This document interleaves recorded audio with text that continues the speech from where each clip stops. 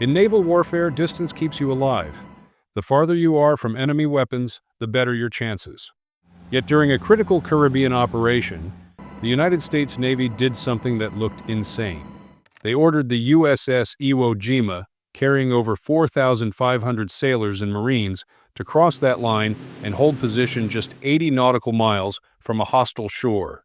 To observers, this was a massive gamble. To the planners, it was the only option. But why put a 40,000-ton warship that close to danger? The Caribbean is a closed sea.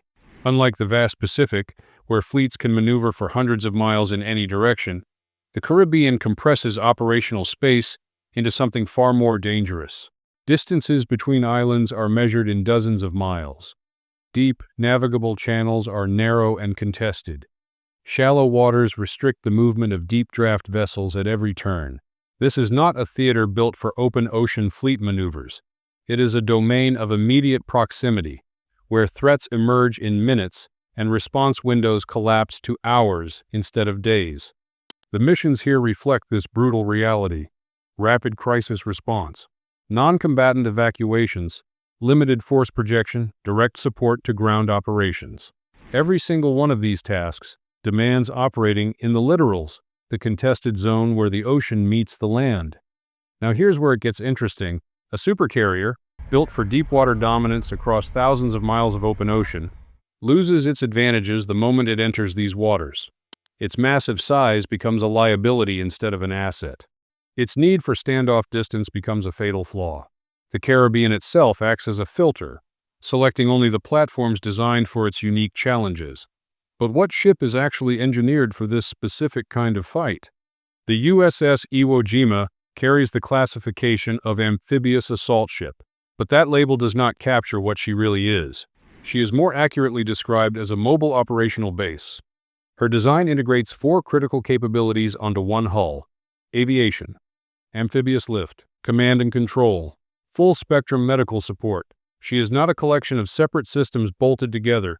She is a single, unified weapon built for convergence. This integration directly matched the mission's demands. The operation required the constant, simultaneous option to launch rotary wing and tilt-rotor aircraft, deploy landing craft and Marines through a stern well deck, manage complex command and intelligence functions, and treat mass casualties, all at the same time. And here's what makes Iwo Jima truly unique. Her medical suite alone sets her apart from every other ship the Navy operates. 6 operating rooms. Surge capacity for 600 patients. She operates the most robust hospital in the Navy's entire surface fleet. Think about that for a second. No cruiser can do this. Not even an aircraft carrier possesses this combination of capabilities. She was chosen not for her offensive firepower, but for her multi-role capacity, something no other vessel can match. If you're proud of American engineering like this, write "proud" in the comments. Combat operations are governed by an immutable medical principle known as the golden hour. And data from recent conflicts tells a brutal story. A critically wounded person's chance of survival drops from over 98% to below 40% if they do not reach surgical care within 60 minutes of injury. This is not a guideline or a best practice. It is a physiological countdown that shapes strategy at the highest levels. For the 2,200 Marines aboard, Iwo Jima's hospital was their guarantee. But that guarantee only works if the ship is within reach when it matters most. And here is where the math becomes absolutely unforgiving. The primary medical evacuation aircraft, the MB-22 Osprey, cruises at 240 knots. That is 4 nautical miles per minute. But loading casualties under fire and transporting them from the flight deck to surgery consumes a fixed minimum of 15 minutes. No shortcuts, no exceptions. This leaves only 45 minutes of flight time before the golden hour expires. At 4 nautical miles per minute, the maximum theoretical radius is 180 nautical miles. But combat introduces chaos that theory cannot account for. Evasive maneuvers to avoid ground fire, weather that forces alternate approach paths, multiple casualty pickups from scattered locations.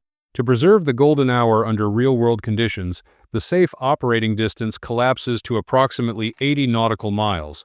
Think about what that actually means. Iwo Jima's position was not a decision made in a strategy room with pins on a map. It was a geometric requirement born from medical necessity. Placing her any farther offshore would have broken the promise made to every Marine on board. The distance was dictated by biology, physics, and the speed of the only aircraft capable of making the run. But how does a 40,000-ton target survive at that range? Iwo Jima never sails alone. And that is the key to understanding how this works. She is the centerpiece of a layered defensive network, a protected asset inside a secure bubble that most people never see. This network includes Arleigh Burke-class destroyers equipped with the SPY-6 radar system, forming an air defense umbrella capable of tracking and engaging threats over 200 miles away. Beneath the surface, a Virginia-class attack submarine provides undetectable vigilance and strike capability that potential adversaries can only guess at. But here is where it gets even more impressive. Electronic warfare aircraft like the EA-18G Growler conduct sophisticated deception operations. Using digital radio frequency memory, or DRFM technology, they do not just jam enemy radar. They manipulate it. They feed false returns that make Iwo Jima appear to drift miles from her actual position. Enemy sensors are corrupted. Firing solutions become unreliable before a weapon is ever launched. Survivability is achieved not through the ship's own armor, but through an integrated system that degrades the enemy's ability to see, target, and engage. This systemic protection validates her position and makes close shore operations possible. But it prompts one final critical question. Why is she indispensable to this network? Could a different ship serve as its center? The most powerful alternative in the Navy's arsenal, a Gerald R. Ford-class aircraft carrier, is fundamentally mismatched to this environment and mission. Its immense draft limits coastal mobility in shallow Caribbean waters. Its air wing is optimized for long-range strike missions hundreds of miles inland, not the intimate, rapid support aviation required in the littorals. But here is the critical difference that eliminates it as an option. It lacks the essential amphibious and medical capacity that defines this operation. A Ford-class carrier has one operating room. It has no well deck to launch landing craft loaded with Marines. It is a peerless instrument of air dominance across open oceans, but it cannot perform the ground force integration this mission demands. Smaller combatants like destroyers lack the scale entirely. They cannot embark a Marine expeditionary unit. They cannot sustain a large aviation group. They cannot house a field hospital capable of treating hundreds of casualties simultaneously. Iwo Jima's value lies in her ability to execute all of these roles at the same time.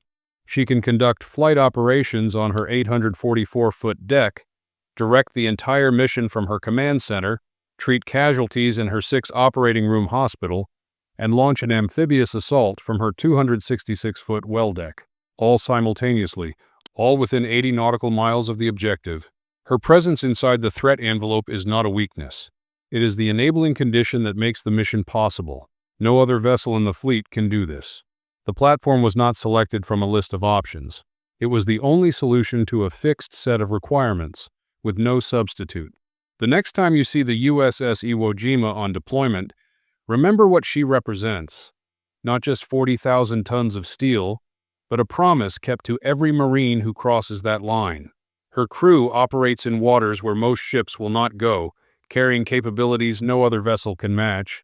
The decision to position her 80 miles offshore was not about accepting risk. It was about ensuring that when Americans need help, the right ship is exactly where it needs to be.